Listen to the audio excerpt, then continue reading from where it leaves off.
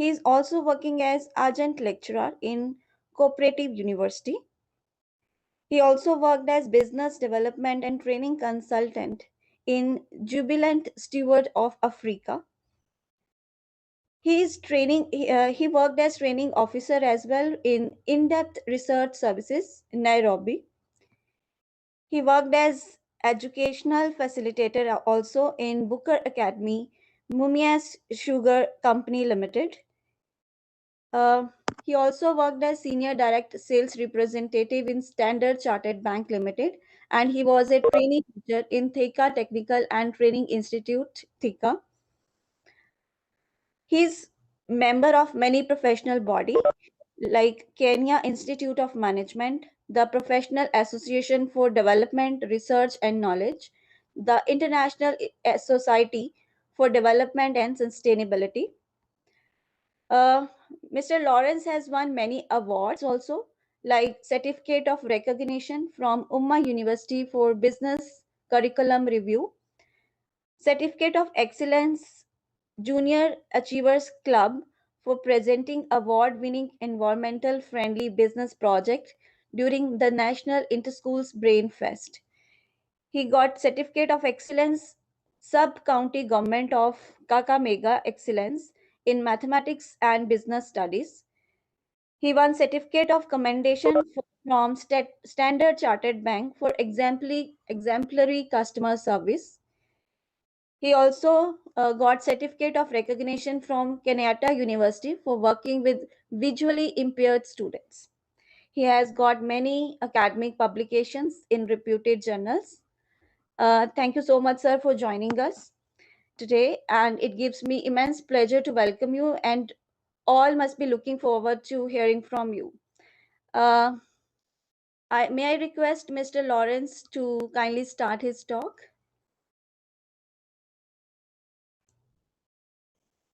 Thank you so much. Thank you so much, Bati Kapus. Could you kindly confirm that you are able to hear me well? Yeah, it's good.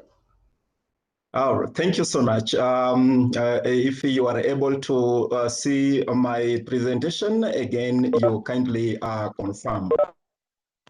Yeah, we are able to see, sir. All right, thank you so much. Thank you so much. I really want to take the opportunity to thank everybody who has organized this this workshop, and to me, this is the way to go. The solution to all the problems that are facing the society on this planet Earth actually lies in research. And for the organizers to have come up with a research methodology as a workshop where people can always share ideas, this is the way to go. Allow me to take the chance to thank the forerunners who have facilitated before me. Professor Dr. Kumar Mishra, Dr. Bitu Denekyu, and Mr. Beli Asai. I think they have laid the proper background and foundation for today. Not forgetting Dr. Mehar Chand, with whom I've been in a lot of discussions way back, even before this started. Good evening from Kenya. We are well, and we learn a lot from India. India is a great country. Our neighbors, Ethiopia, we are also great. Yeah. I was tasked with the responsibility of talking about non-parametric tests. The demand is about offering both simple and multiple regression specifically. But allow me to get back to the background about the non-parametric tests. One thing about the parametric tests is that this is a kind of a test that is performed on data that is not normal. A data that is based on ranks rather than on raw scores, as parametric tests would prefer. So these tests are normally advised when dealing with two things. Number one, when we are dealing with the scores on the dependent variable that are ordinal. The ordinal data, in most cases, researchers like looking at the degrees of different degrees of measurement. Specifically, we tend to use the Likert scale to collect ordinal data, whether it is a 5 slanting point, 7 slanting point, or 3 slanting point, agree, disagree, something like that. Or strongly agree, strongly disagree, and disagree. That is the kind of data that we are going to look at. The second thing about the non-parametric tests is that it is normally used when scores are interval. The interval, I'm going to come into this levels of measurement a little later, but ordinarily we would use ANOVA, and this sometimes ANOVA as a test might not be robust enough, might not be strong enough to deal with the existing deviations from the assumptions. And talking about assumptions, parametric tests normally is performed on data that subscribe to particular characteristics or assumptions, specifically of a linear regression model. But what happens when the assumptions are violated? We will come back to that in a little while. So while looking at the statistical inferences, which do not make any of the assumptions that we are going to talk about, then the best option would be to look at non-parametric tests. Now, what happens when we need to choose the appropriate statistical analysis technique? I'm going into a classification, or I'm going back to how do we decide which statistical analysis technique to be used.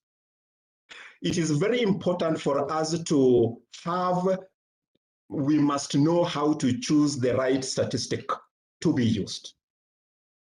Now, it is important for us to match the appropriate research design and research analysis technique. Before, my colleague was able to talk about the research designs and the different types of research designs and when they are appropriate. I was lucky enough to have joined in and followed his discussion, which is very, very insightful. So there are 3 basic steps that we can take. Number 1, we talk about the right research questions depending on the research design.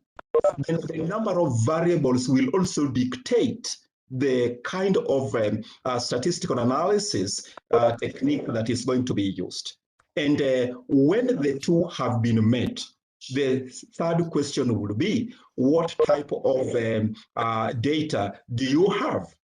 And at what level are you going to measure them? And what are their specific characteristics? Now, going back to the first demand, what question type do you want to answer?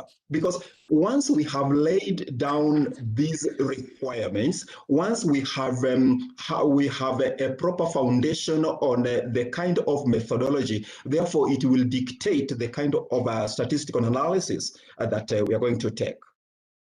So in the kind of question, there are different types of questions that we are able to look at that has been discussed in the past. Now, the common statistical analysis that either use descriptive, correlational, or cause effect would be either descriptive analysis, a correlation analysis that goes to correlation and regression. And for the purposes of today's talk, we are going to base our discussion on a non-linear regression analysis. Now, the step number 2 would be to define variables. And as I said earlier on, the definition of variables will depend on the statistical analysis technique that is going to be used. The variables to be defined will depend on both the independent variable vis-a-vis the dependent variable. The number of each of these variables is also very key. For example, if you are going to collect a lot of information, a lot of data, and you would wish to reduce the number of information to manageable number, then you can use SPSS. There's a function that is going to help you explore only the appropriate number and kind of what is called latent variables, appropriate variables that can be used. So you can either use explorative analysis to help you only reduce the number of variables into latent variables. Then it is very important for us to operationalize each variable. You know, operationalization is to give meaning to the kind of variable that you are going to use. In most cases, or rather in all cases, the dictionary meaning of a term is always different from the research and scientific meaning that we give our variables. There is also, it is also important to talk about the normal or the expected range of scores. And this now takes me back to the Likert scale. Let's say we are dealing with a 3-point slanting Likert scale. Agree, disagree, and then the one in the middle, probably you want to say something like you want to stay aloof, you know. So we need to define the expected range of scores, 1 to 3, 1 to 5, 1 to 7, or whichever way that is applicable. The third and the second last stage would be to identify the nature of variables. Most scientists or statisticians talk about 4 different levels of scales of measurement: the nominal, the ordinal, ratio, and the interval. Although there is a very thin line between the ratio and the interval level of a scale of measurement. The rule of the thumb has always been that for both nominal and ordinal scales, we use non-parametric tests. But for the interval and ratio scales, use parametric tests. That is the rule of the thumb. However, statistically, we are going to also see how do we decide to use non-parametric. Now, the basic is we use non-parametric tests on data that has violated the normal test. Now, according to Andy Field in his book, Discovering Statistics 2003, he's come up with around 9 different assumptions to be tested whenever we are dealing with the regression analysis. Which means, therefore, that for us to use parametric tests, we must test all those 9 assumptions. Should our model violate even one, therefore we will have 3 options to take, and we are going to talk about those 3 options in a little while. Lastly, we need to determine whether to use non-parametric or parametric, and as for the purposes of this discussion today, we are saying we are dealing with data that violate the assumptions of regression model.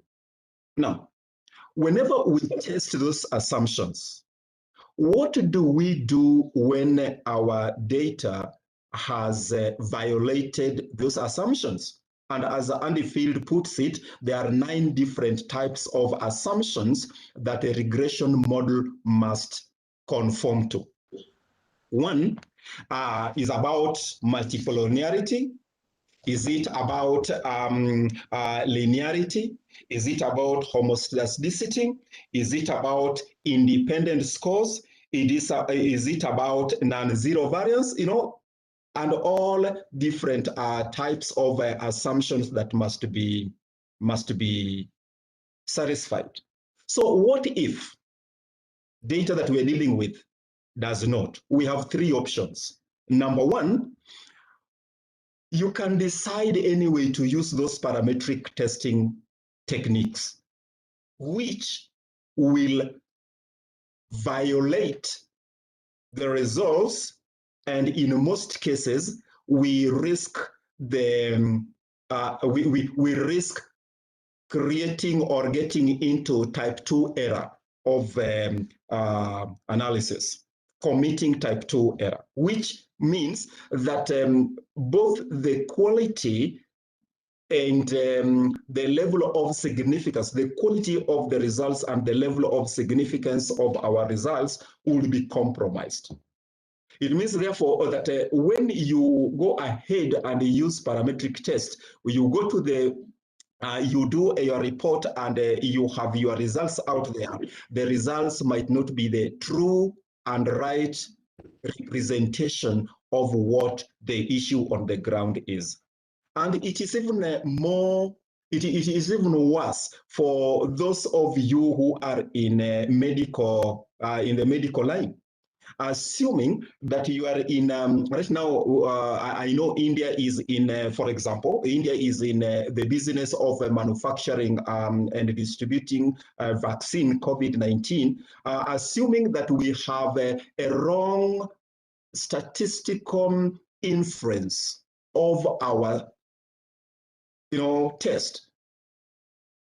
It means, therefore, that people's lives will be compromised. So it is not right.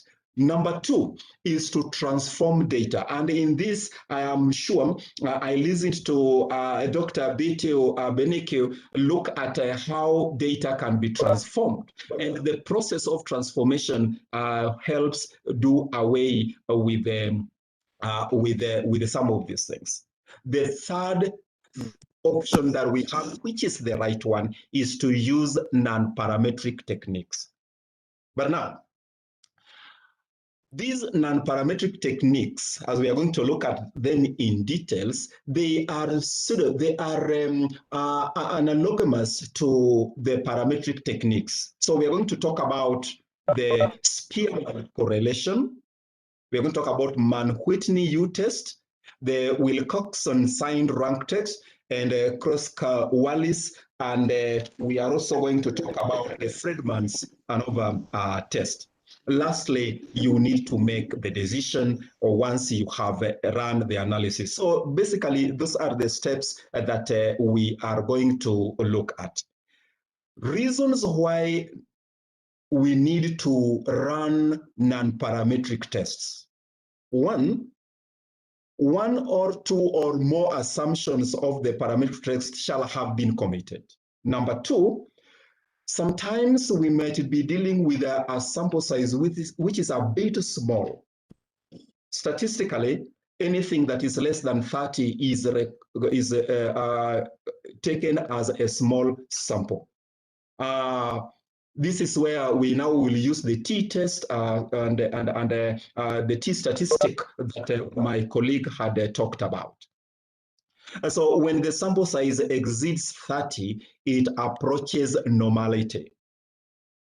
Number 3 is when data has outliers. Now, outliers are those sample points that are significantly away from the class mean. For example, when you are dealing with patients, for example, or people, somebody, the average weight of people in a class can be, let's say, 70 kilograms. Then there is somebody who comes in with 30 kilograms, which is far away from the mean. And lastly, when data is skewed, it can either be skewed on the negative side, the left, or skewed on the right hand side. And of course, I had talked about the scales of measurement. And we had agreed we have basically 4 different scales of measurement that define our variables. Each scale has got its own advantages and disadvantages. When data is measured at a nominal level, it means more or less a categorical kind of data. For example, gender, we are talking about either male or female. You know, you can ask a question, do you smoke? It's either yes or no. You know, an employee can either be qualified or not qualified, you know, something like that. And sometimes we get into, you know, the interval scale and ratio scale that has a thin line between them. The only difference is that the ratio scale can also has an absolute zero. You know, for example, when you are measuring temperature, you can start from 0 degrees Fahrenheit. Or when you are measuring distance, you can start from 0 meters, something like that.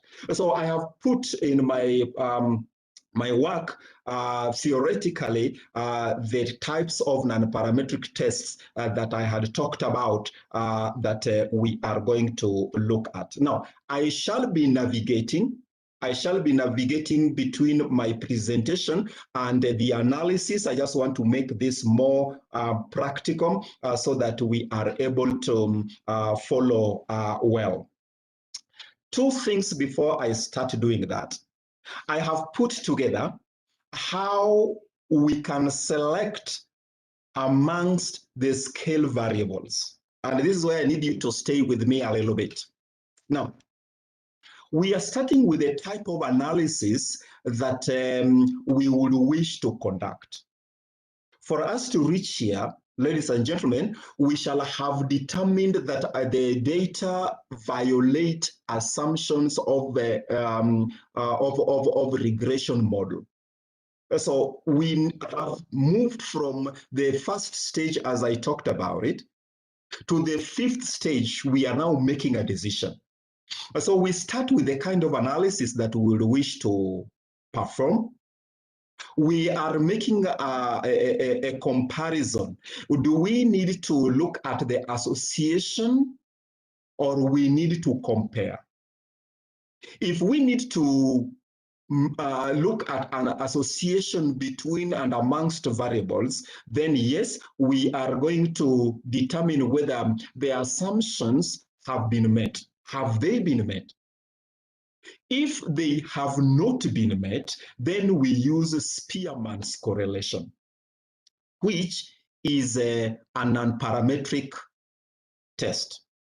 If the assumptions have been met, therefore we look at Pearson correlation, which is parametric. The other type of analysis would be do we want to compare 2 or more groups, possibly using their mean or median? If we have the test design of interest, then the question would be, have we met the assumptions of the parametric test? If we have not met, then we are either dealing with the Wilkinson or Mann-Whitney test. That's the first bit. The second bit is the category of variables. can either be ordinal, nominal, or at ratio, at ratio level. So if our data is both ordinal, then we have the two choices. We can either use Spearman or Fisher's exact or the chi-square, which is parametric. However, if we have ordinal, repeated ordinal values which are greater than 10 values, then we can use either Wilcoxon or Manu-Whitney test. Those are the kind of test selection, two kind of test selections that we are going to, you will be faced with as a researcher. Now, in a non-parametric test using SPSS,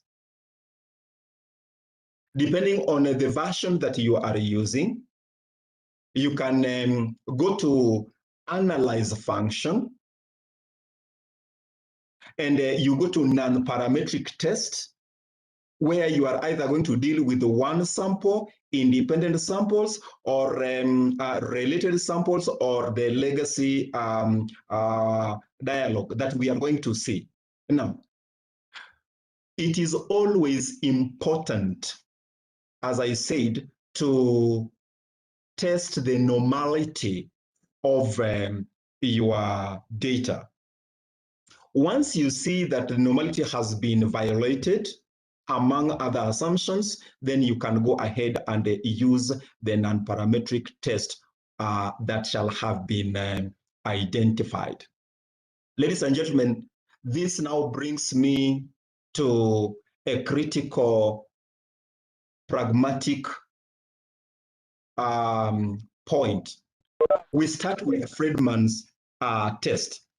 And Fredman's test is a test that is alternative to one-way ANOVA, specifically dealing with the repeated measures. It's normally used when your variable is measured at ordinal level, but can also be used when data is continuous. Continuous, for example, you are dealing with such variables like height, weight, distance, or temperature, something like that. There are 4 assumptions to be met while dealing with Fredman's test. Number 1 is that one group that is being measured can be measured on a repetitive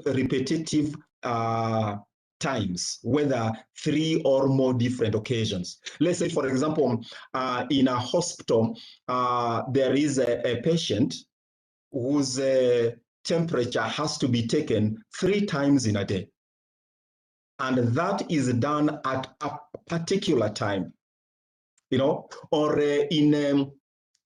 at workplace, you would wish to understand exactly the behavior of employees as they come to work. Nowadays, we use AI to sign in and sign out employees at workplace.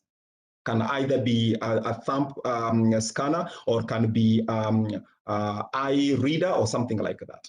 So at 7 a.m. every day, you would wish to measure the behavior of these employees, those who come before 7 or thereabout. The second one is that the sample must be randomly collected from a target population. Now, there is a debate around this assumption of Fredman. Why?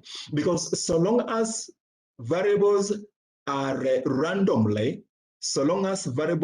randomly sampled, you are likely to end up with a normal distribution.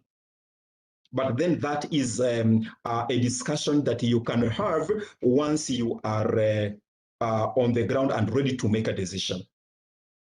Third is that the dependent variable should be measured at the ordinal or continuous that we have seen. And lastly, samples do not need to be normally distributed. Now, one of the advantages of all non-parametric tests is that you need not to ensure that your data is normally distributed. Actually, a violation works best for them.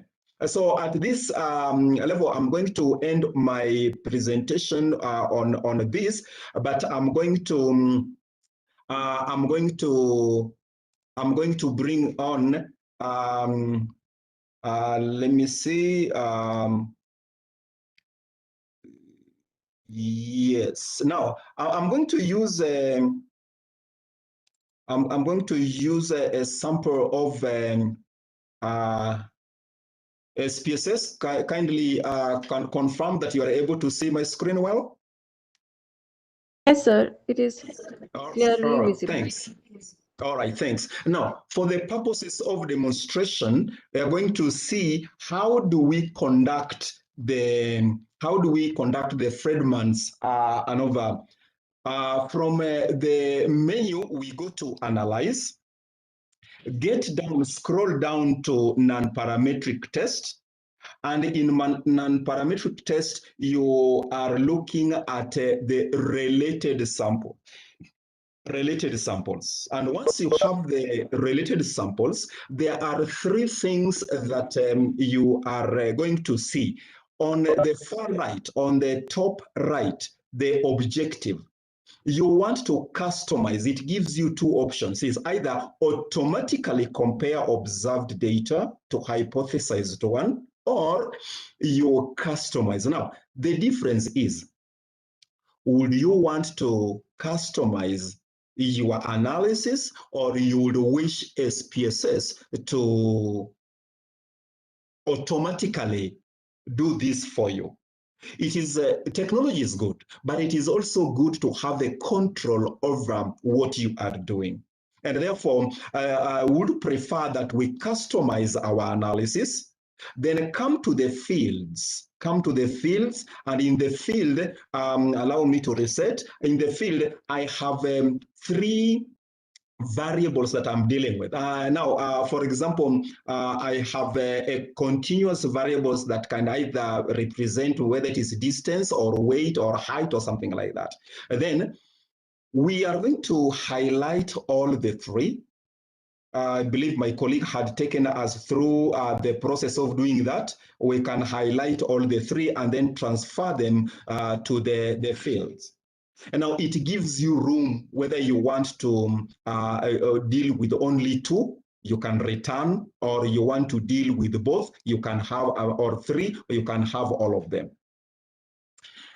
Importantly is the settings. So the settings have got three things. Number one, choose test. Which particular test do you want to use? And then this, it gives you an array. It gives you an array. Actually, it gives you around, are they seven different tests that you can perform. Do you want to automatically choose the test? You let the system choose for you, or you want to customize? And as we have agreed, it is proper for us to customize. So when you click that, all the tests become active. And therefore, do you want to use McNamara, contracts? You want to change your data, or you want to use Wilcoxon or Hedges or Kendall or Fredman's? And we are saying we are looking for the Fredman's two-way ANOVA. Now, when dealing with Fredman's two-way ANOVA, it gives you comparisons. Do you want to perform an all pairwise or a stepwise analysis? Now, the difference would be that a stepwise would analyze one after the other, in which case the comparison is done one at a time. But for the purposes of having a multiple comparison, we would choose the all pair. Now, next, about the setting, you go to the test option. Now, the test option gives you the significance level. Now, if you are in behavioral science like me, then the most used significance level is 0.05, but you can change it, especially those of us who are in the medical line, for example, doing analysis. You will want to do this at 0.01, and therefore the confidence level will be shot up at 99. So you can play about with this. I have also met debates, discussions around the significance level. Does it mean, and this is the question I want to pose to the panelists or students or who are people who are in attendance, is it always, and mark the words, is it always that when you use 0.01 as your significance level, you will get a different results from when you used 0.05? Maybe that is a question that you should be dealing with. So I will retain 0.05, or you can retain what you want. Now, there are certain cases that you might want to exclude. The SPSS gives you that leeway. I will leave it at that. Now, sometimes you have gone to the field. You have issued specifically when you're dealing with a questionnaire that is being filled by individual respondent, and you collect your questionnaire and you realize when you are going through the process of cleaning your data, somebody talked about it, you realize that there are some values that are missing. There is a question that somebody has not answered, whether by design or deliberately. You can actually come to the user missing values, and you can exclude them. Excluding them will add credibility to the result. When you include them, the result is likely to be compromised. Once that is done, then you can hit the run. And when you hit the run, the SPSS will give you an hypothesis test summary. Remember, these are used to test hypotheses. So you shall have, when you are looking at your methodology, or you are writing your paper, and in chapter 1 you have the objectives and you have the hypothesis. So you shall have come up with a hypothesis. So you are comparing different samples. Now, from what we have, and I'm saying that this is for the purposes of demonstration, from what we have, the related samples of Fredman's two-way analysis of variance by ranks gives us a statistical significance of 0.67. Now, remember that our significance level was 0.05. And what is the rule of the thumb when the calculated significance level is greater than the set or the critical value? The SPSS goes ahead and gives us the decision that we retain the null hypothesis, depending on the type of hypothesis, how you had set it. Had you set it in null form or in alternative form? We are assuming in this case that you had used the null form. So this is, you can now pick this, and if you wanted to know more, of this analysis or this result, you can double click. You can double click this to make it active. And when you do that, it can actually give you more information, you know.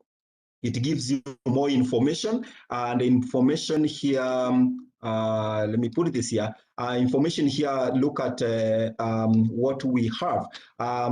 It can actually give you, you can compare your different samples. For example, I had this values from the start, probably month 1 later and month 2 later. For example, you are looking at the effect of consuming a particular food on the weight of an individual. So at the start, what was the measurement? Probably after 1 month or 1 quarter or one, something like that, what was the measurement, and after 2 months, what is the measurement, and then it can be ranked. Now, what is important for us is this table here. The table that have multiple comparisons. Now, this table, it will give you the total number of items that we dealt with, variables there were, of items, measurement items, there were 10. The test statistic was 0.8. The degree of freedom, 2. Degree of freedom is calculated by the number of the sample size less 1. So we had a sample size of 3 and the degree of freedom being now 2. Now, the significance being 0.67. So that is also something that can be used to make a lot of details. Now you can actually even look at that. You can make it. You can copy and put it in Word document and do a lot of writing about it. And I want to believe that that has been talked about I think the past few weeks. Now, that is about the Fredman's test. So we go to the next test, and this is about, the question is, what happens when you cannot perform the Fredman's test, yet the test is being a non-parametric? There is always an alternative. And the alternative to it is Wilcoxon sign rank test. That is normally called the post hoc test to Fredman's test. Now, a Wilcoxon sign rank test is an unparametric test that is equivalent to the dependent t-test that is normally run on the normal data. It is used to compare two sets of scores. For example, the example that we have just covered, we were comparing 3 sets of scores. But importantly is that these scores must come from the same participant. But now, the assumptions threefold. Number one is that the variables must be measured at both ordinal or continuous, as we have seen. The dependent variable consists of either categorical or related groups or matched pairs. And I want us to focus more on the related groups or matched pairs, which means therefore that we can have different variables, but we match them into different categories. Lastly, is that the distribution of the differences between the two related groups must always be assigned. Now, for the purposes of illustration only, we are going to use a sample data. We're going to use a sample data to help us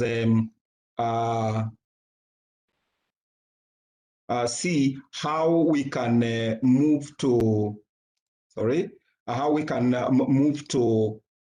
conduct the Wilcoxon rank test. Let me have it. Let me see if it is the one.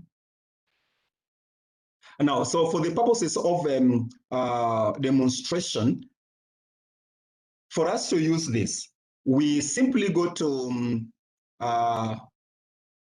the same procedure of looking at analysis, get down to non-parametric test, and this time we go to the legacy dialog, because there could be different classifications, different groups, or different pairs, not only two or something like that. Then we choose the two related or two related samples. When we do this, the two related samples. Now, we from my analysis, we have two. We have three related samples, but I'm going to take probably the last two, maybe month 1 and month 2, and transfer them to the test pairs. So pair 1, we are going to compare month 1 and month 2. If you had different pairs, then again you can probably have, let me say, I want to compare the start and month 1, again, probably put there. Or I want to compare both the start and month 2, probably have another pair, different pairs. Now, SPSS has by default, SPSS by default has checked the Wilcoxon rank test. But if you wanted to change, which is also possible for comparison purposes, then you can uncheck and check other tests that you want. And for the purposes of this, we are going to check the Wilcoxon. Now, we have two areas of interest that can enrich, that can add value to our test. So when you get to the exact, then there is additional test that you can have to both complement and supplement what the Wilcoxon test will give you. But because we are not interested in Monte Carlo, we remember Monte Carlo is a test that has that normally performs on a sample with more than 10,000 measurement items. So we are not interested in that. But it also gives you room to talk about the time limit per test. You want to perform your test, but after how long? Probably this is something that can be in a scientific manner, in a test that is targeting something to do with pure science or something like that. We don't want to get there. The options, you can even generate a descriptive data out of what you are having. So we can, statistically, we can choose, probably we want to see how descriptive information looks like, or you want to have it in terms of quartiles and see how it will behave. And then earlier on, we had talked about the missing values. Ladies and gentlemen, there has always been a debate. What happens when you have collected information, your tool from the field has missing values? That is a huge debate, but this is my take. For quality of results, it is important for us to exclude. And the SPSS can actually even give you the room to tell the system that when you come across a missing value, you can actually use a code to identify those missing values. The strategic advice has been that you use a value that is far off the values that you are using for analysis. For example, if you have collected data using a 5 slanting point Likert scale, so your scale is ranging from 1 to 5, and therefore do not use anything between 1 and 5 for missing value. Probably use some extraordinarily big value, probably 99, 100, something like that, some unique value to help the system identify the missing values. And when that is done, we simply put OK, and the system is will run and give us the descriptive statistics that will tell you, ranking by the mean. You realize that the first one, Month one, all of them had 10 items. Month one has the mean of 77.35. The start of measurement was 78, and month two had 77.112. Now you realize, basing on the means, because I know this is also a very important area when you are doing your report. Looking at the means, you realize that there is no major statistical differences between and amongst those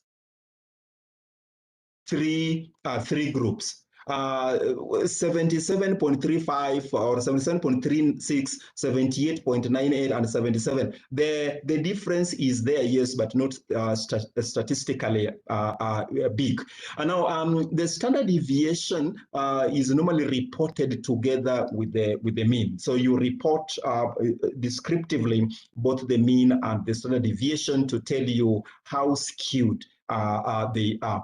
You could be interested also in assessing and analyzing your data in terms of percentile. So we have three: the 25th percentile, the 50th percentile, and 75. In other words, the first quarter, then the halfway, and the three-quarter way. Now, the 50th percentile also coincides with the median. You know, for example, when you are looking at a normal distribution, the Z score, then when you have that normal distribution curve, the Gaussian curve, we shall come to it probably, then you are looking at all values coinciding at the standard mean, and which gives you the median and also the mode, one centrally placed. Now, moving down, you could also look at the distribution of these ranks.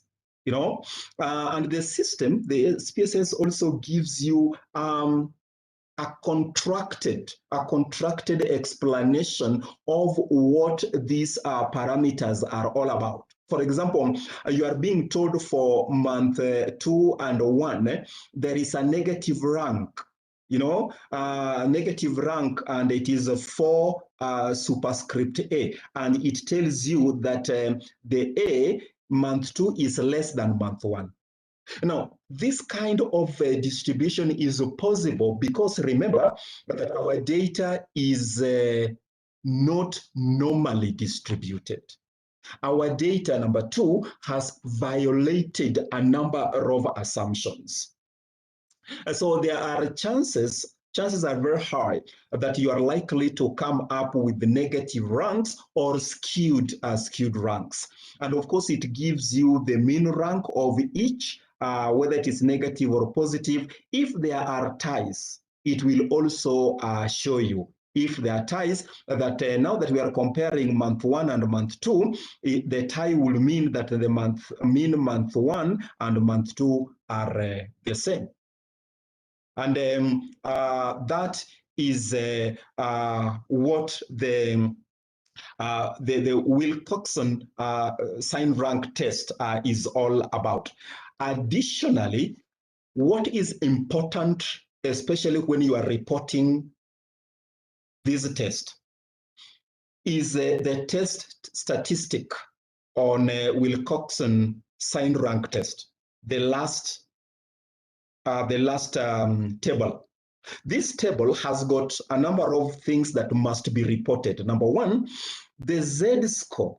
The Z score for comparison between month 1 and month 2 is negative 0.153. And the Z score on between month 1 and start is negative. So the Z scores are all negatives, which tell you two things. Number 1, it tells you that this is a skewed distribution. Skewed distribution means that it violated the assumptions of a regular regression. The second important thing is on the significance. And it tells you that for this, the significance is greater. Actually, for all of them, significance level is greater than the set, the critical value of 0.05. And remember earlier on, we had performed a test, Fredman test, and we had found that overall the significance level was much greater than the set one. And therefore, we took a decision that happened thereon. So that is on the will test. Now, dealing with a system, probably you will allow me to change over. Great. I'm getting back to my presentation.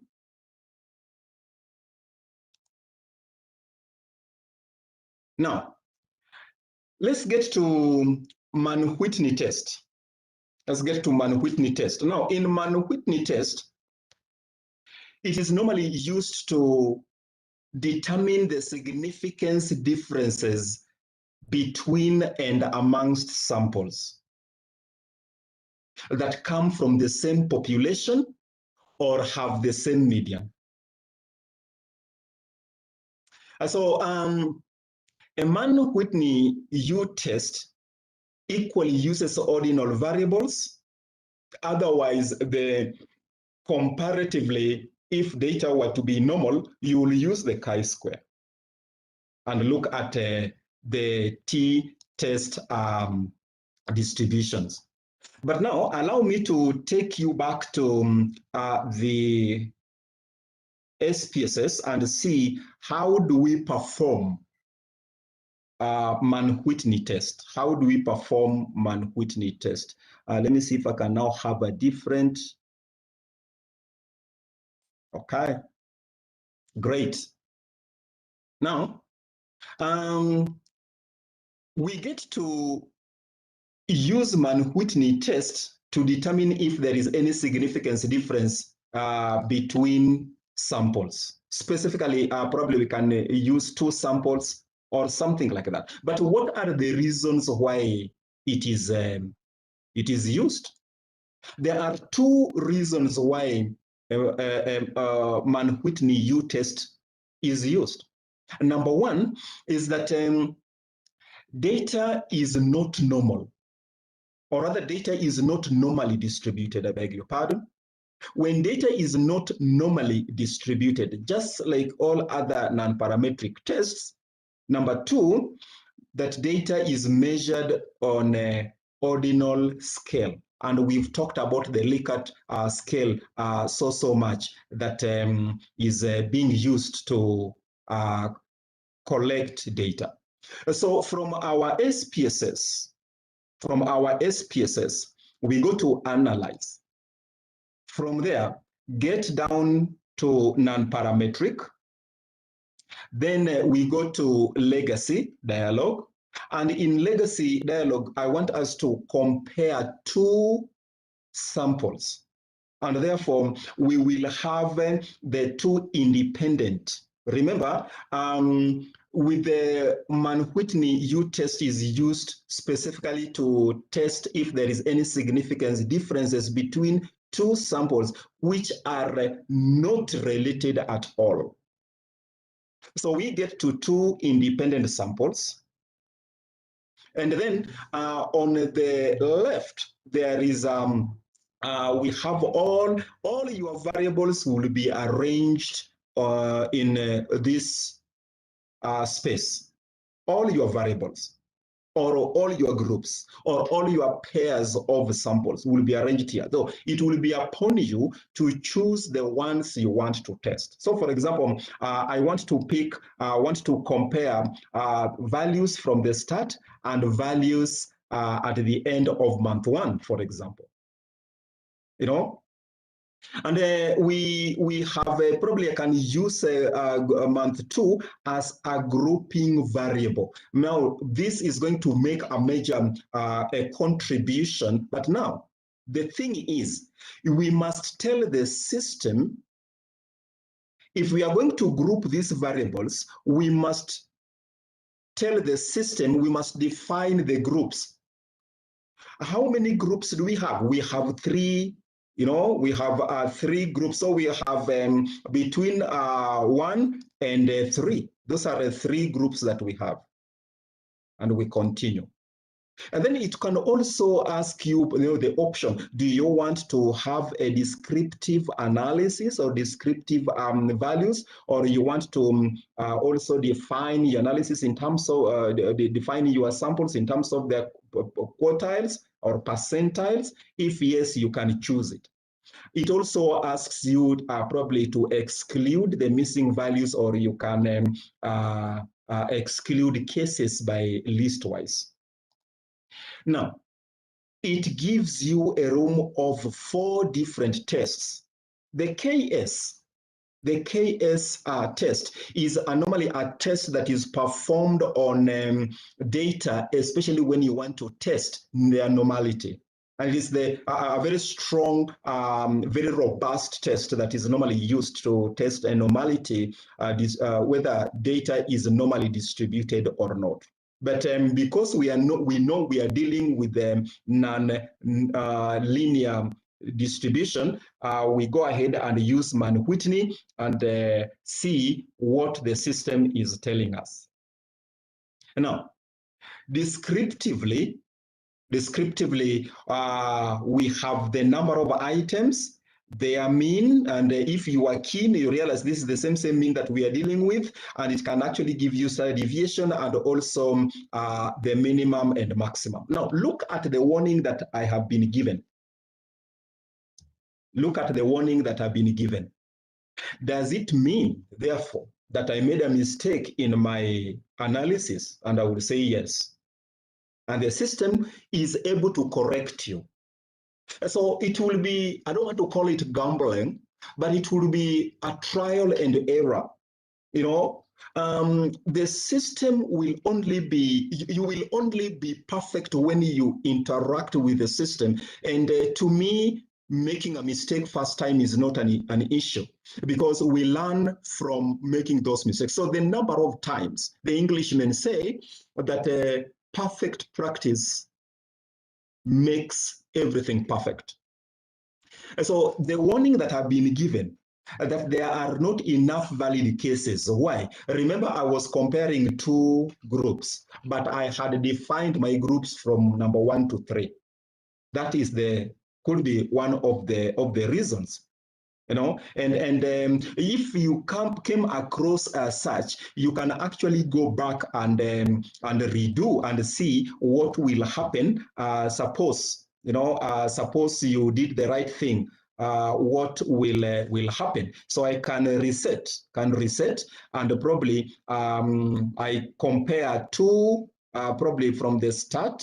Let me compare with this, and then I can decide not to have groups. If I decided not to have groups, the system will not allow you, because you must define those groups. Suppose I took this and defined the group, that group 1, probably we have 1 and 2. What will happen? Will it give me the same thing?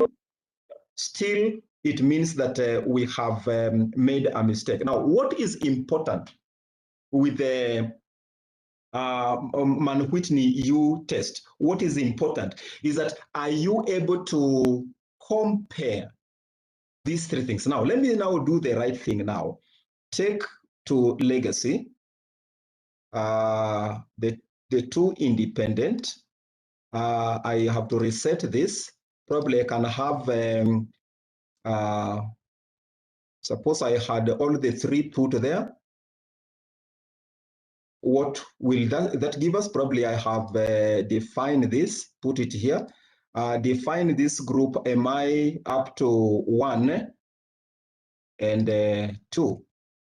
Remember, initially I was comparing the start as the variable. I was using the start and month 1, and I put month 2. And therefore, right now I've changed, I've used the start as the variable. Let me see if the system will tell me I'm not so sure what the mistake I made. I'll come back to it later and check what this mistake that I'm making. That anybody who is seeing anything mistake that I'm making, probably you can let me also know. All right.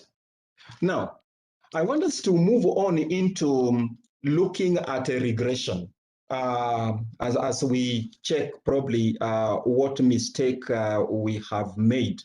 I want us to look at the regression. Now, I'm going to stop this, if you will, and then get back to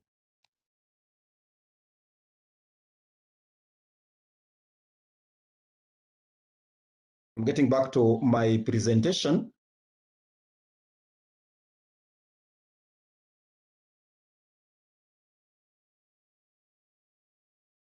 Great. Now, I want us to look at the nonlinear regression. We have two ways by which we can fit the regression. Now, we can either fit a curve, or we can use mathematical functions to fit our regression line. And there are two ways, as I said, one, we can use a curve to fit, or, like, for example, when you are using a scatter diagram, you can actually use a scatter diagram and you can fit a curve, and or you can use a mathematical function which is nonlinear to do this. So that is the kind of analysis that I want us to look at. Now, a nonlinear regression is the kind of regression which uses observational data that is best collected using a survey tool, and the good thing is that when we are using nonlinear regression model, it gives us room to model our own function, whether we are going to use a cubic function, or we are going to use quadratic function, or natural logarithm. It gives us room because we can define the model parameters that depend more on independent variables. So the nonlinear regression model will allow the researcher to define his or her own regression function, that we have a range of them. So the data that are fitted by the method of successive approximations, remember that in using some of these functions, there are more of approximations. The logarithm, the logarithm, or the natural log, or the cubic or quadratic function, they are all approximations. Now, there is a mathematical way of calculating the R and R squared. Actually, this is the coefficient of determination. The coefficient of determination that is given by R squared follows a mathematical manipulation of the sum of squares that shall have been generated. So some nonlinear regression problems can be moved from a nonlinear back to linear. And this can only be done through transformation. And the transformation that was discussed the day before yesterday will allow you to play about with your data. Caution: anytime you play about, I don't want to use the term doctor, no. Anytime you play about with your data, there are three things that can either happen. Number one is that your analysis can lose out on the important aspects, the reality on the ground. Therefore, you are likely to commit type 2 error. in your reporting from the analysis. The second thing is that it is a misrepresentation of what the actual situation is, especially when your study design is descriptive. Because if your study design is descriptive, you want to collect information as they occur in their natural setup, and therefore, upon analysis, the reporting shall be of the actual behavior. And then number three, it is unethical. And so when you are transforming your data, you must be very, very careful so that you do not commit any of those three things. So we have the four basic common transformations that can induce linearity that can be used, whether you are using the logarithmic transformation or square root or inverse transformation or the square transformation that can be done. Now, I want us to move in to see two ways by which we can conduct nonlinear regression. So allow me, if I can stop. Let me close some of my windows so that I have a freedom of choice.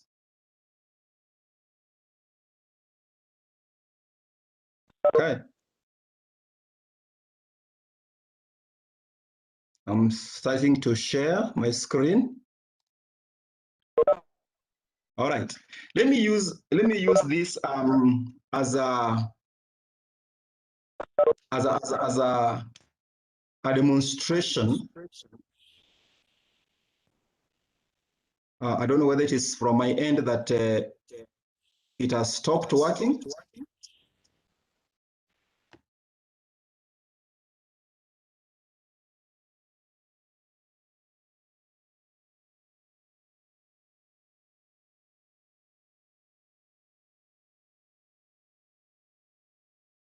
Are you able to hear me?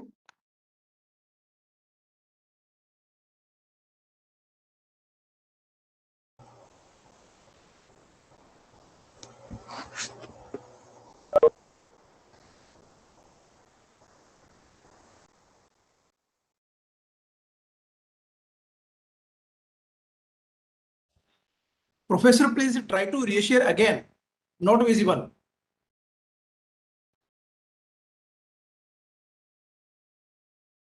Contents are not visible.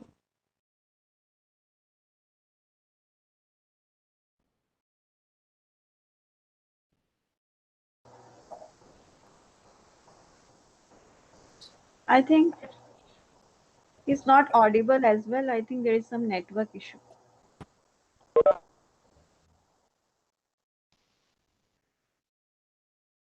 Can you hear me now? Sorry. Can you hear me now? No, yes, sir, we can hear you, but the screen is not visible. I mean. And now? Not yet. Yeah, it's good now. Oh, thank you so much. Sorry, I think I ran into issues with the network. Now, in performing this, we will go to analyze, then go to regression. Remember, while conducting linear regression, it is the same route. But while linear regression, you will go to linear, you will get down this time and look for nonlinear. And when you find the nonlinear, now there are, this is now where I need you to probably pay more attention. We have two interactive spaces. The dependent, you will look for a variable, a dependent variable, and put it here. So from my case, for example, I want to assume that anxiety, probably treatment would go to dependent. But then I want us to define a model expression. This is where you have the room. You need to choose. You want to conduct a cubic function. Your model is to take quadratic function, or it can take an exponential function. You know, you will have to decide. For example, assuming, and this is going to be both manually, I want to combine the two. And let's say that probably you have your model to be in the form of A, probably A plus, let me say that I need in arithmetic. You go to the function that you want to use. When you click all, it will give you down here. It will give you all manner of functions that you want to use. You know, but the Bernoulli function, the beta function, the binomial function, the Cauchy, the chi-square. It will give you all manner of the function. So now I want to use the arithmetic one, for example, and probably look at the exponential, you know, and pick exponential. And when you click on it, then this arrow here, you will use this arrow to transfer it up. And then there is a question mark. This exponential, probably you want to use a figure, and it can be an arbitrary figure. Maybe, let me say a figure like, let me say 9, for example. You know, and then you will be forced to define. You know, you have to tell the system what is the meaning of this parameter A. What is its meaning? Because the system knows the exponential 9. It can calculate. So what is the meaning of this A? So first of all, I'm using a very basic model expression. Then I will build on it like that. Now, you will come to the parameter here, and then when you click on it, it will give you a room to tell the system what is the meaning of this A. For example, if look at this function, A plus exponential 9. It means the way it is, A is a constant variable. So probably you can tell the system that your A, probably you can give it a figure, arbitrary figure. Now, the arbitrary figure should be a figure that is close to normal or is normal. So maybe I want to say that can I use a figure like 100, for example? Then once you have done that, you add. Once you have defined it, this becomes active. Remember, it becomes active, and therefore you can continue. If you only had one unknown to help define for the system, you continue. Now, in a situation where you have made a mistake in defining this expression, the system will tell you that that expression is not right. I will come to it in a while. Once you have defined that, then now you can say, tell the system to conduct the analysis.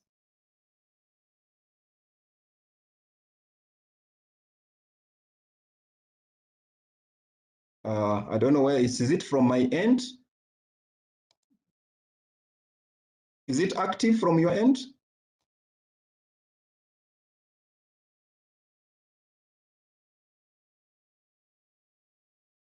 Seems to have, can you hear me? Can you hear me? Sir?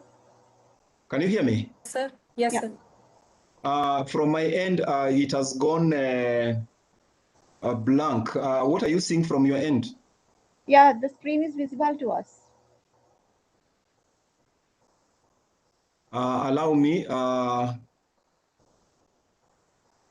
hope it is not about the I think you'll have network. to share your screen again. Oh, okay. Apparently my screen has hung. Wow.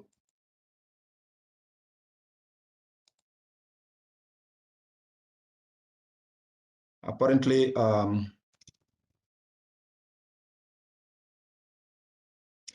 kindly just be patient. Give me a little while, as I think now it is off because my screen had hung.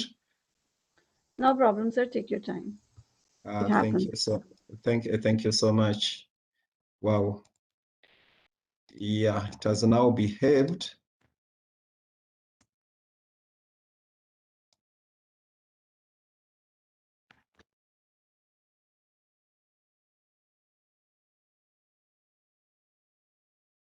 I'm getting back to it. Confirm that you're able to see it. Yeah, I think Yeah. it's being, no, yeah, it's good now. It is We are good able, now? yeah, we are able to see. Oh, great. Sorry, I think it is a network from my end. So I'll repeat the process. We'll go to Analyze, get down to Regression. Regression, we get down to Nonlinear regression. And I'm going to reset this and start afresh. I want to start with a basic function. So let me say my dependent variable, assuming it is treatment, then I'm going to model the expression. Probably I want to combine both the a constant and a polynomial a bit. So probably I would say a as this is the function that I was using earlier on, probably exponential. I put it here, and probably I say maybe figure 9. But then I have to tell the system what is the meaning of a. So I would say when I go to parameters, remember when I go to parameters, I would say for a is a figure like, let me give it 100. And we have agreed that these arbitrary figures are constant, where you are starting from should be something that is close to normal figure. Avoid continuous long recurring values. So add it.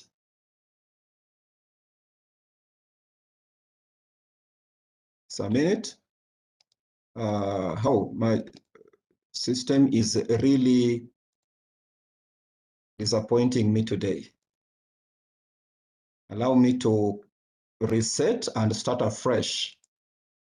My system is regression and nonlinear.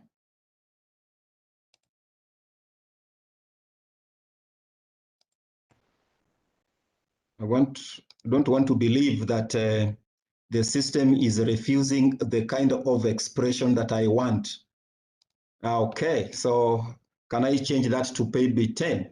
And then from here come and define my parameter and probably say that for A, I can use a figure like maybe 0. Let me have 0.5, for example, and then I can, wow. Why is it inactive?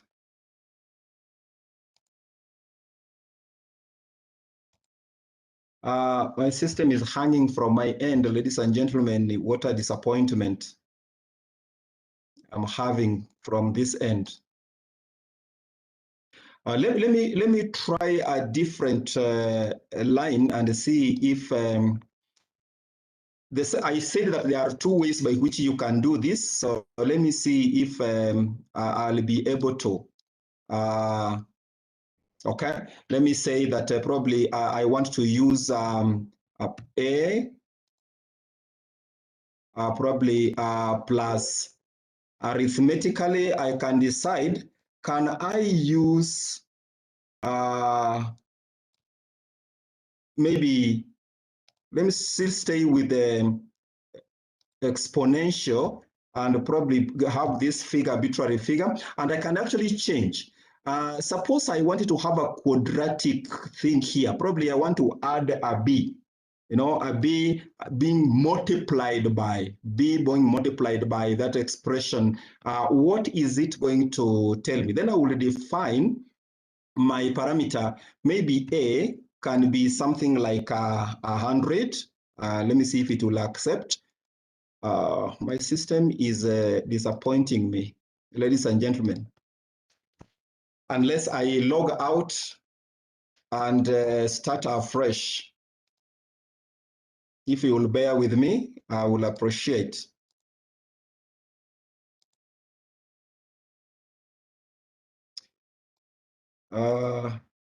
Guys, Indians, I know you are better in technology than what we have in Kenya, so allow me to just log out and start afresh my system so that I see if I will be allowed. Logging off.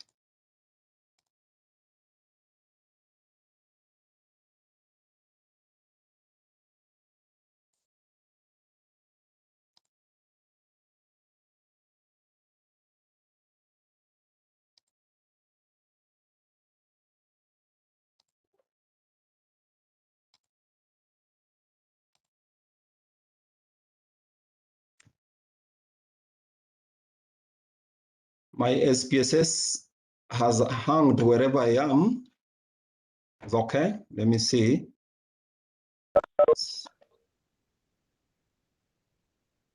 Share.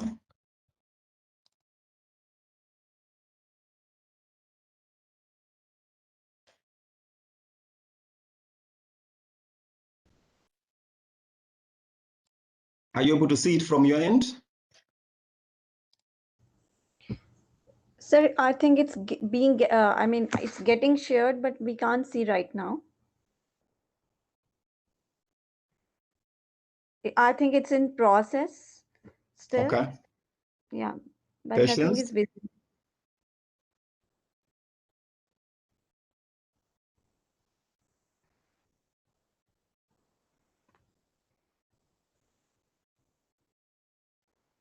Not yet? No.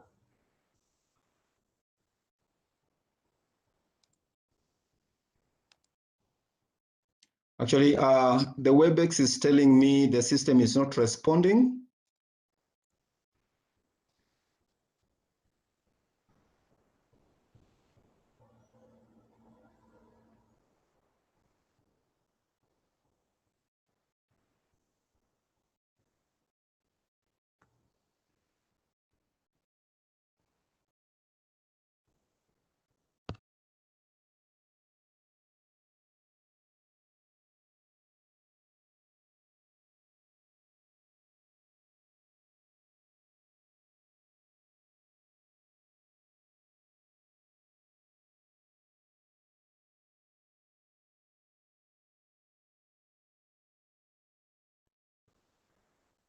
I beg your pardon, participants. I think there is some network issue with Mr. Lawrence, so kindly bear with us.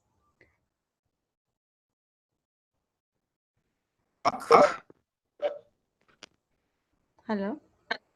Yes, you can hear me? Yeah. Yes, sir. We can hear you, but the screen is not visible. It's not being shared.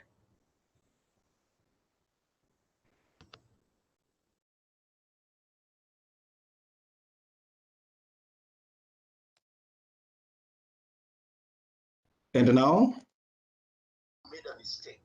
It's visible now, sir. Okay, thank you so much. And ladies and gentlemen, thank you for your patience.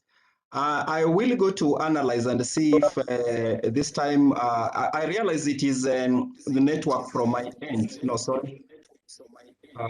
Sorry, that is a wrong thing that I'm doing. So analysis, I go to regression, and the regression, yes, nonlinear.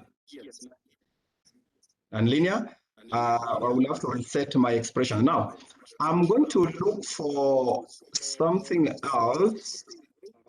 Maybe, let me say, choose a variable Probably somebody needs to mute because there is an echo. Hi, Manot.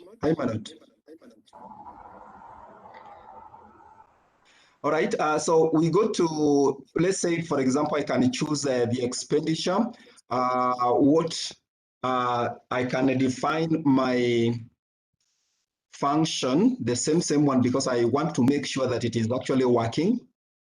Put it there, and then probably say I want to have a figure like 9 and tell the system parameters what is A about. Maybe I can start with 100. I'm staying with the same values. Hopefully it will work, correct? It has worked.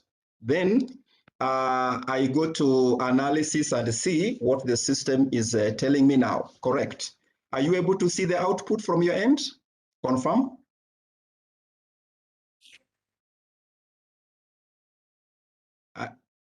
Are you able to see the output analysis? Yes, sir.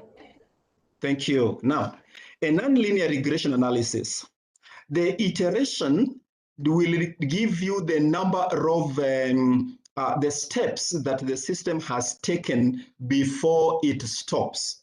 So in this case, there have been 3, and what is important for us in about this output is when you come to the parameters, I know that sometimes as you report these figures, you can be required to report specifically the estimate and the standard error that is going to help you calculate other values. You are also given the lower limit and the upper limit of your 95% confidence level. Now, if you had tuned the analysis to 99, it will give you the same thing here. The most important table is the Anova table. That just like the Anova in other linear regression, the Anova table gives you a number of information. Number one, it gives you the degree of freedom that is reported together. Now, at the foot of your table, there is the R squared. And the R squared, as I said earlier on, the R squared is given by a function that is divided by another function. So in this case, it is the residual sum of squares, here, divided by the corrected sum of squares, squares. And in this case, our R squared is given by 0.0. It means that there is no correlation at all, and this model is not even fit, to estimate. Now, I can still go back and perform other things. Remember, I had a number of things to do. Number one was a simple one. I can still go back and redefine, maybe. If I can reset this, I can still say my dependent variable probably is, let me say, livelihood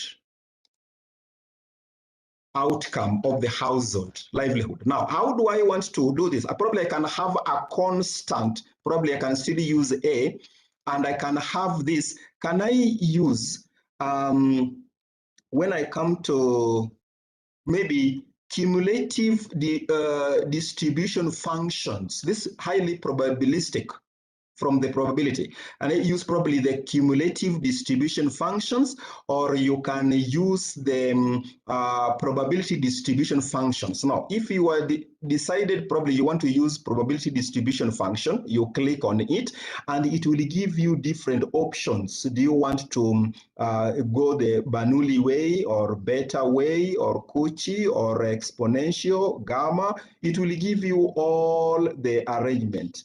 That the functions that you can use. Probably, maybe you want to use maybe probability distribution functions of a normal curve. can put it there. Now, it will give you 3 possibilities. What do you want to add? Maybe you will say, I want to add probably the socioeconomic, put it there. And then next, probably you want to have what? You want to have expenditure, you can put it there. And of course, get rid of this. And then probably, let me stay with those 2 and see. Now, I will still have to, probably I want to add, if I have a parameter A, can I add another parameter B, which we multiply by this? But then the parameter B and A must be defined. You know? Therefore, we are going to say that the parameter A, probably we can say is, can put it at maybe 10. Let's see what will happen. Then parameter B, we can say, we can give it another arbitrary figure, probably let's say 0.5, maybe. And we continue.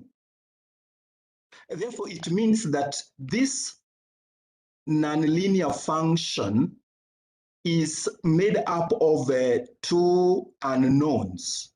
It is a constant A, which we have given 10. It's going to be 10 plus 0.5 exponential between socioeconomic and expenditure. When we hit the OK and analysis button, then the system is telling you that, wait, you have made a mistake. The number of arguments required for the specified subfunction does not match the number of arguments applied. This is the good thing with the system. So if you realize you made a mistake, then probably you can go back and say, why don't I probably reset and start afresh and say, my dependent variable, which was the livelihood, I want to have a function like probably A plus. Can I still use the probability distribution function and still look at the exponential and see? Now, I would like to say probably the probability distribution function, look at this right up. The probability distribution function exponential of the shape. What exactly do you want to, how do you want that shape to be? Or maybe if you were to look at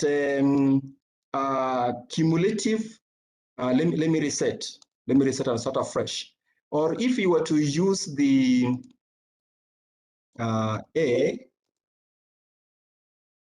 if we were to use the cumulative distribution function and you still look at, let's say you want to have probably a cumulative distribution function over a normal one, what is it telling you? The mean and standard deviation. What am I saying? Initially, I had said that this is going to be about trial and error and see how it fits. Just like when you are doing a scatter diagram, it can help you get the right fit for your line. So assuming that we want to have the cumulative distribution function, then you can actually define, put it there, and then probably here we can talk about the mean, and then probably we can distribute standard deviation and see what will happen. Now, you have to tell the system what is that A. We have agreed that that A is that A is a constant. Probably I can give it a figure like 100. Then add. Then I come and say this mean. This mean. For a normal, because we are talking about the normal, for a normal distribution, probably the mean difference could be 0. So give it mean of 0. And what is this standard deviation? Tell the system For a normal distribution, probably you want to go along it. No, standard deviation could be 1. And let's say now that we have defined well what the system wants, the system has accepted. But then let's see the outcome. No, the system is still telling you that the commas cannot be what? Cannot be used as a decimal. It delimits the transformations. So it will require you to define well your function. It can even allow you probably to add another quadratic function wherever it is, or on the top right, guys, we have 4 things that the system can allow you to do. Number 1, the loss.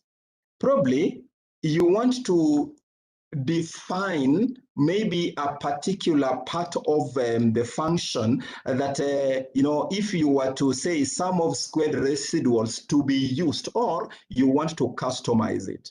If you were to click on the customization on the user-defined loss function, are you telling the system that there are certain things, or there are, as in the process of analysis, there are functions that can be lost or truncated or something like that? Or you can use the constraint. Do you want to constrain the system in a particular manner? Probably if you are going to have a definite constraint, do you want to define it? Something like that.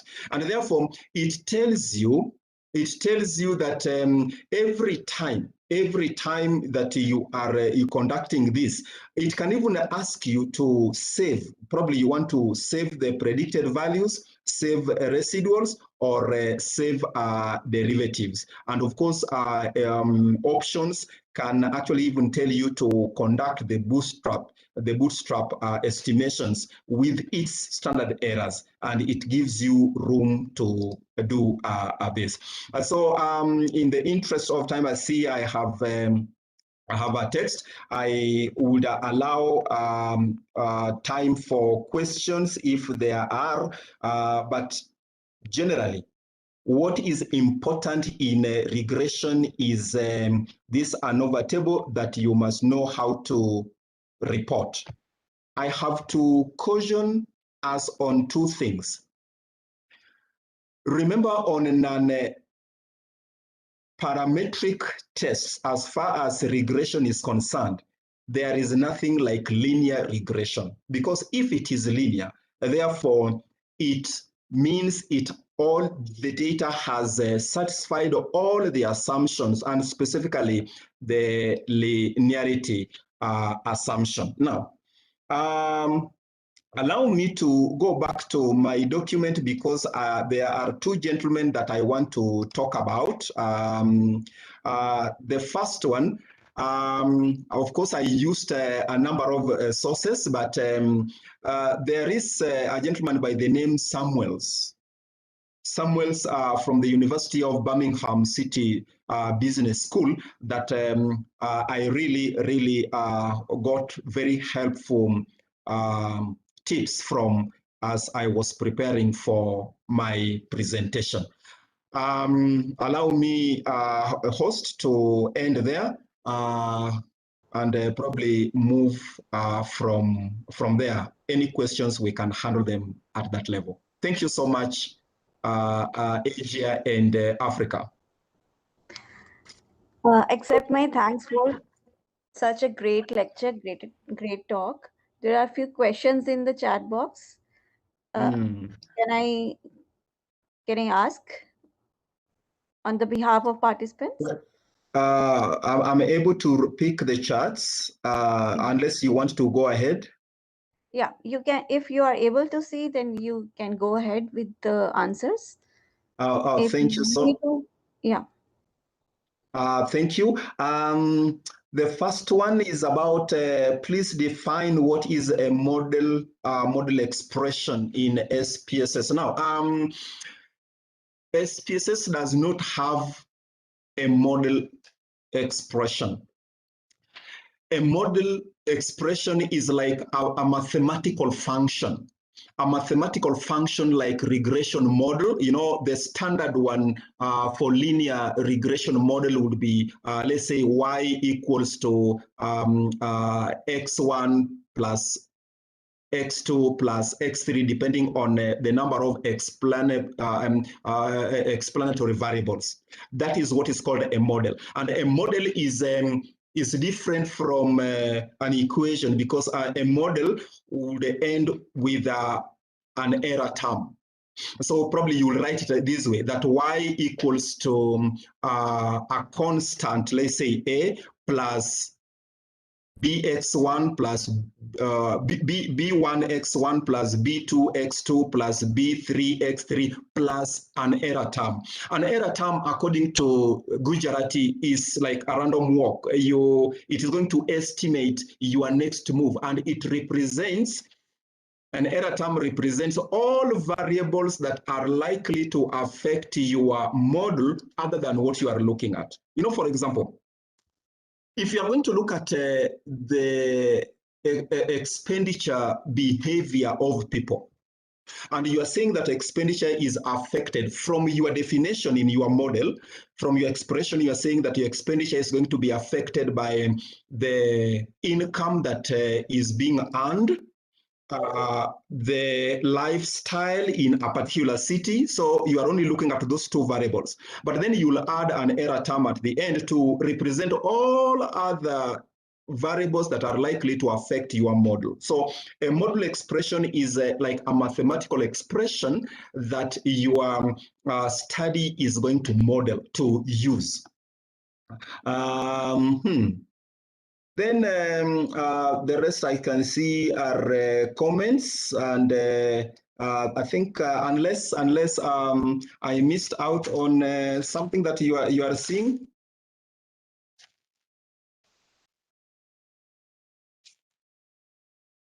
Is there a question that I have missed out that you are seeing that I have not answered?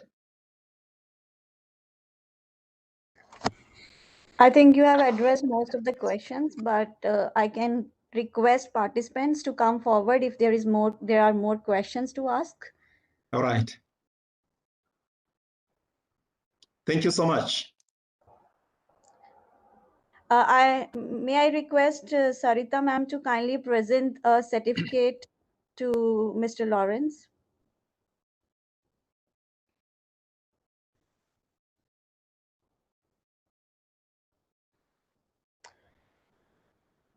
If ma'am Sarita can hear me. As he comes, I would like to ask the participants.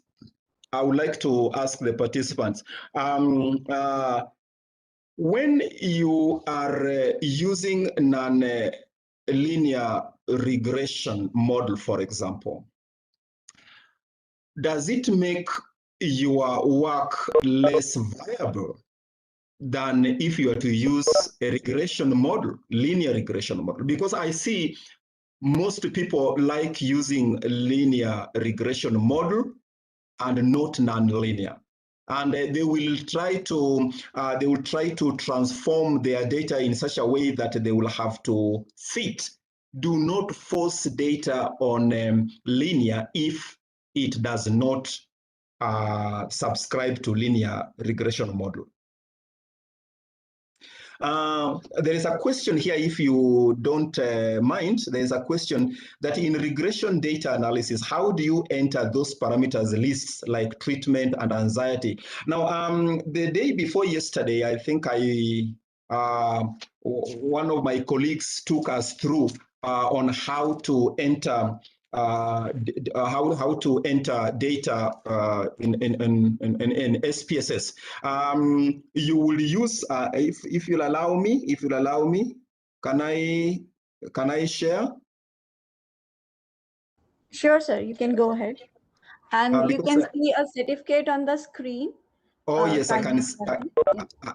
I'm able to see it. You can go ahead. Thank you so much. All right. Because somebody has asked this.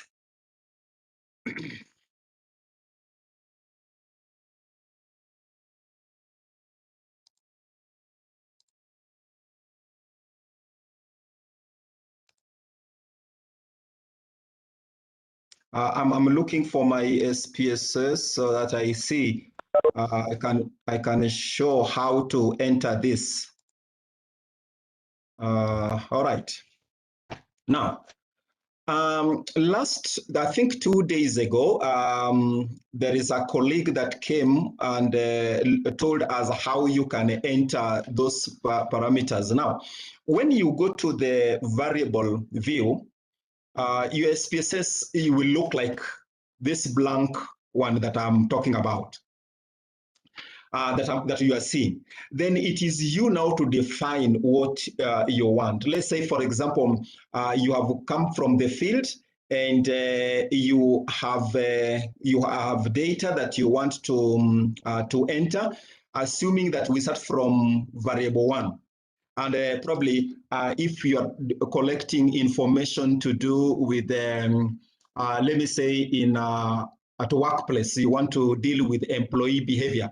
Sorry, I have to use business terms because that is my background. Now, let's say, for example, you are talking about training. You will just enter training, and the training, you will have to define it.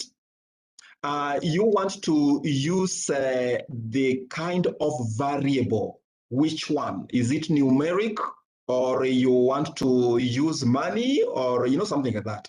The default setting is numeric, because when you are using the Likert scale, you are able to collect, even if you are collecting the qualitative information, you are able to use the Likert scale to transform or measure it using the values.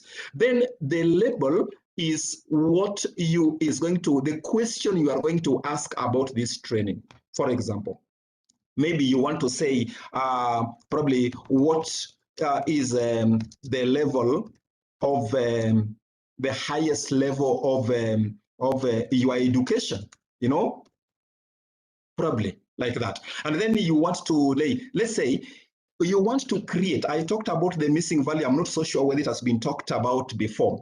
If you suspect that probably somebody might not want to answer this, you can actually define the value, the missing value, and you probably use a given figure. Maybe you can say, if you realize that all your questionnaires have been answered, then you can say there is no missing value.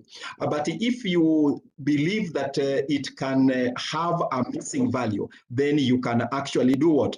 You can actually use the range and put a figure there. But what is critical is the measurement. Remember, we are talking about ordinal for non-linear. Put it there like that. Now, that is the variable view. Now, when you go to data view, look at how the training has been inserted. That is the variable that you are dealing with on the variable view. Variable view, you are writing. Now, look at the arrangement on SPSS. When you are on variable view, the variable is arranged in a horizontal manner. So this will be the variable 1, variable 2, like that. But when you come to data view, the variable will now be vertically arranged. That is how. Did I lose you? Can you hear me? Yes, sir. All right. I think that is how to have the variable. Is there another question? I think the rest. Okay, there's another question. In regression, how we analyze categorical variable if we have more than 2 levels of explanatory factors? What is the difference between regression and lasso? When do we use each? Now, these are 2 questions. I will deal with the first one.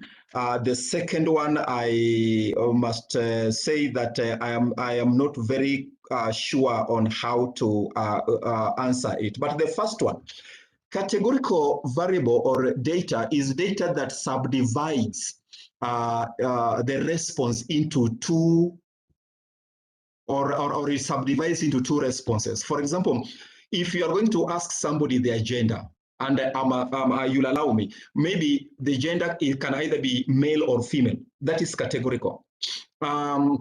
Human beings can either be youth or adult, something like that. Probably you want to collect information about smoking. So somebody can only answer yes, I smoke, or no, I don't smoke. Yes, no, female, male, something like that. Tall, short, light skin, dark, light skin, something like that. That is categorical data. Now, it depends on how you code. How do you analyze it? It depends on how you code.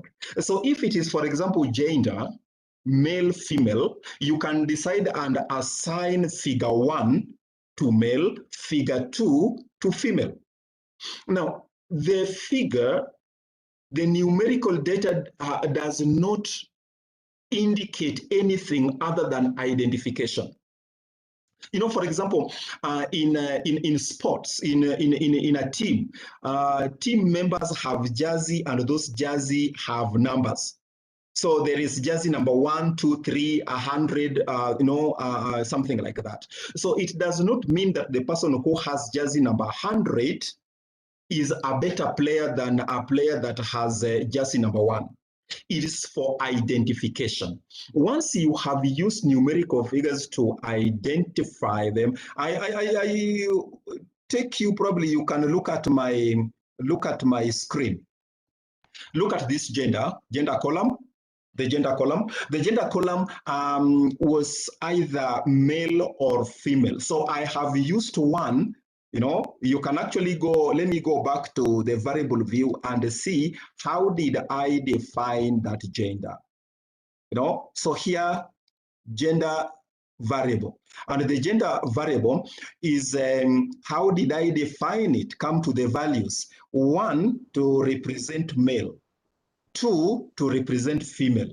Once we have that, then you can go ahead and analyze using the steps that we have talked about. Let me see if there is any. Thank you so much, Haminot. I get that. I think the rest are just comments, and thank you so much. I can now stop sharing. Back to you. I would like to thank you, sir, again for finding time for such a great talk, such a great lecture. And I would also like to thank all the participants for joining. And we will resume tomorrow. Thank you, everyone, for joining. And I request participants to kindly fill the feedback forms today also. Thank you so much, everyone. I really appreciate, and thank you so much too for giving me an opportunity. It is a pleasure always to share knowledge, and I've been following the discussion from the day it started up to yesterday. I've actually been present, and I must say that I'm one blessed person, and I've really learned a lot. Sir, it was really indeed a very informative lecture for all of us. Thank you so much. We all have learned new things today. Thank you so much. Thank you, everyone. Thank you. You're welcome.